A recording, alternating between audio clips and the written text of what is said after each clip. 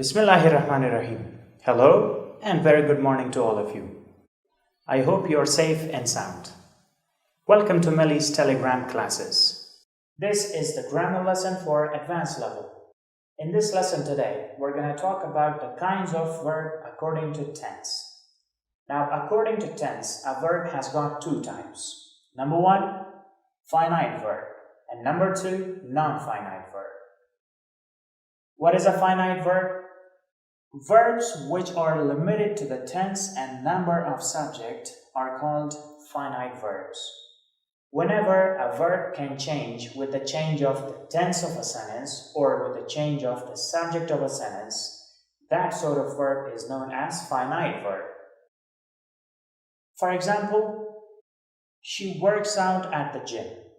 Now in this sentence, the verb is works. If you want to change the subject of the sentence, like from she to they, at that time you have to say they work out. So we saw a change in the verb. This sort of a verb is called a finite verb. Just like this, if you want to change it to the past, so you have to say she worked out at the gym. Number two, the loud music had driven them mad. Now in this sentence, we've got two verbs, had and driven. But had is the only finite verb in this sentence. Because let's say if you want to change this sentence, the tense of this sentence to present perfect, you have to say the loud music has driven them mad. If you want to change it to future perfect, you will say the loud music will have driven them mad.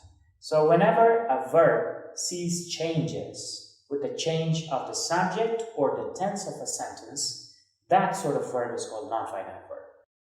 Let's have some more examples, like Sunnah is happy about her promotion. So is a finite verb. 4. Walid does the dishes every day. Does is a finite verb. Remember, each sentence has at least one finite verb. It's usually not possible to make a sentence grammatically correct sentence without a finite verb. You should have at least one. Now let's talk about a non-finite verb. So it's the opposite. A non-finite verb is a verb which is not limited to the tense and number of subject. For example, she wants to learn English at Melly. Now in this sentence, we've got two verbs, wants and to learn. But if you see, you can change want if you change the subject or tense of the sentence. Let's say we. So we want. But to learn will remain the same. We want to learn. Even if you use a past tense here, for example, she wanted to learn. At that time also, it will not change. Number two, she cannot speak English. Speak is a non-finite verb. Because no matter what you use, it will not change. For example, if I say, we cannot speak English, still it will be the same. If you want to have the past tense, you can say, let's say, she could not speak English. Again, it's the same. 3. She was reading the book. Reading is a non-finite verb. They all need to see the officer. Now let's talk about the types of a non-finite verb. Now basically, a non-finite verb has three types. Number 1, infinitive.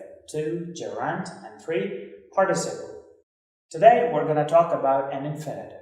Now, what's an infinitive? The basic form of a verb usually used with to is called infinitive. So, whenever we use the basic or base form of a verb with to, so both of them are known as an infinitive.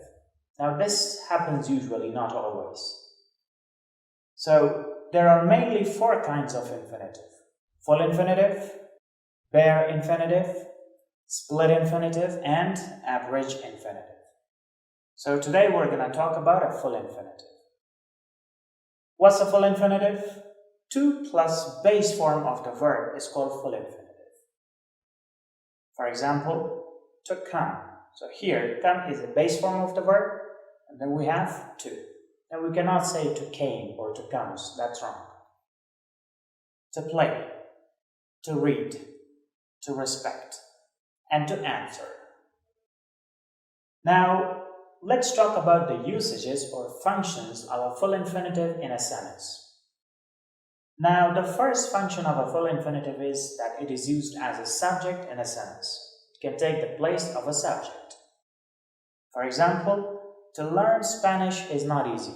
So, what is not easy? To learn Spanish. Now, in this sentence, the infinitive is to learn, and it is used as the subject of the sentence. 2. To speak English in the class is important. So, what is important? To speak English. To respect others is Sunnah. To respect. To succeed needs a lot of solid efforts. So, what needs a lot of solid efforts? To succeed. In all these sentences, the subjects of the sentences are infinitives.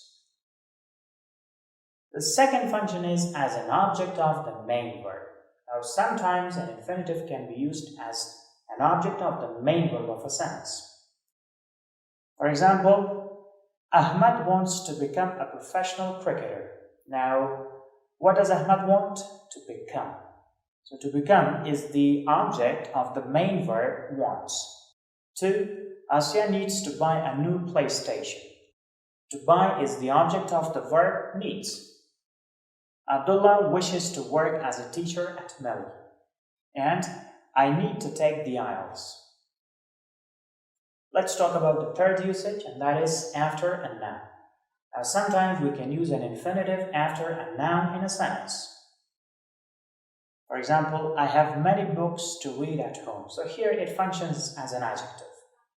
So to read is the infinitive, and it is not used after the main verb. It is used after a noun. It means it is qualifying or modifying the noun. They've got a lot of homework to do in the office. So we've got homework and then we have to do. To do is the infinitive and it is qualifying or modifying homework. We had many promises to fulfill. So here we've got to fulfill and it is modifying promises. 4. She has a big hall to sanitize. Let's talk about the fourth function, and that is after an adjective. So we can also use an infinitive after an adjective, just like an adverb. For example, I am happy to bump into my friends in the class. So here, the infinitive is to bump into, and it is used to give more information about happy. Habibi is sad to leave Nangarhar for Kabul. Ahmad is glad to meet Ali. And I'm sad to find him depressed. And the last function is after be forms. So be forms means to be verbs. For example, we are to advertise for our product.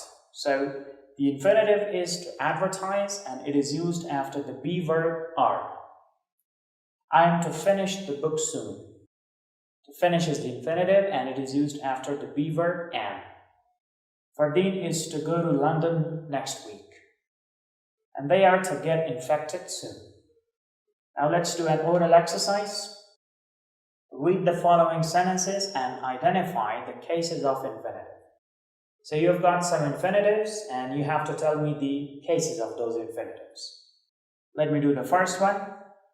To use electronic devices in the class is not allowed. So the infinitive in this sentence is to use. And obviously it is used as the subject of the sentence.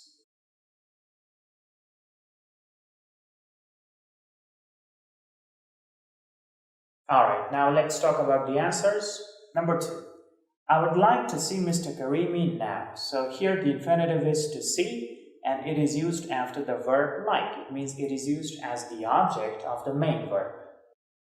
3. We have a lot of problems to find solutions for. So the infinitive is to find and it is used after the noun problems. 4. She was glad to work with the team. The infinitive is to work and it is used after the adjective glad. Her ambition is to become a doctor. So become is the infinitive and it follows the to be verb is. This concludes our session for today. Do not forget that there is an exercise on the same video that you have to perform after watching the video. Remember, this was just a short version of our today's lesson. The same lesson is taught in complete details in our regular classes. Thank you very much.